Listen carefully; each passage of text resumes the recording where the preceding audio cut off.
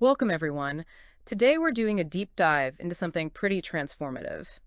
How artificial intelligence is, well, completely changing gerontology. Yeah, the science of aging and longevity. Exactly. For so long, aging felt like this, inevitable thing. Just fate, right? But now with AI, we're seeing this big shift. It's moving away from just reacting to problems. Or it's something more predictive. Predictive, personalized, preventative.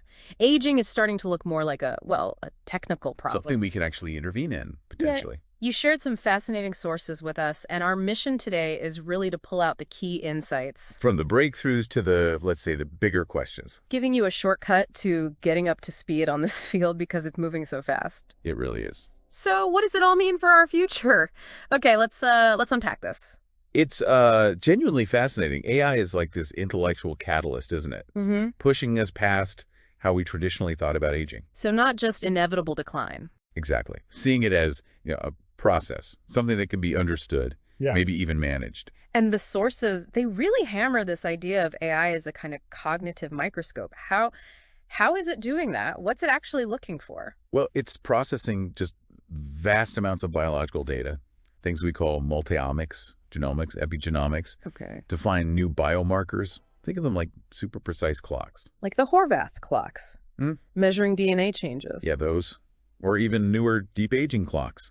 They can estimate your biological age, maybe even predict your individual aging path. Wow. It's light years beyond guesswork. That's a huge diagnostic leap, isn't it? So if AI can tell us how we're aging so precisely, how is it helping us actually do something about it, like finding treatments? Ah, right. That's where the AI-driven drug discovery comes in. Okay. Platforms like, say, in silico medicine, they're just radically speeding up the search for molecules, stuff that might slow aging. And I saw mentions of Google DeepMind's AlphaFold, too. Yes, that's huge. Predicting protein structures with, incredible accuracy So that opens doors for... for really targeted drug development, Yeah. hitting those age-related diseases specifically. And it's not just drugs, right? The sources talked about personalizing medicine. Digital twins, what are those? Okay, so a digital twin is basically a virtual model of you in real time. A virtual me. Yeah. Imagine doctors testing therapies on your twin first, seeing what works best, before treating the real you. That sounds like sci-fi. It does, but it's becoming reality. Personalized medicine taken to the extreme. Which brings up a big question. How are we actually understanding aging itself now? Beyond just the biomarkers, what's the bigger picture? Well, the sources suggest aging is like a gradual loss of stability. Homeostasis, Yeah. the body's ability to keep things balanced. Right, keeping everything stable inside. And what's really intriguing is this discovery from Alto Labs, mesenchymal drift. Yes, that jumped out at me. What is mesenchymal drift? Why is it important? So it reveals that across lots of chronic diseases, there's this common set of genes changing identically with age. Yeah. Cells seem to lose their special job, becoming more like generic connective tissue. Less specialized. Exactly. The key insight is maybe aging is driven by this universal cellular drift towards a less specialized, more basic state. Okay. And crucially, this age signature. It seems reversible with partial Yamanaka factors. It's reprogramming proteins. Yes, they could potentially push adult cells back to a more youthful state. That's kind of mind-blowing, reversing cellular age. Yeah.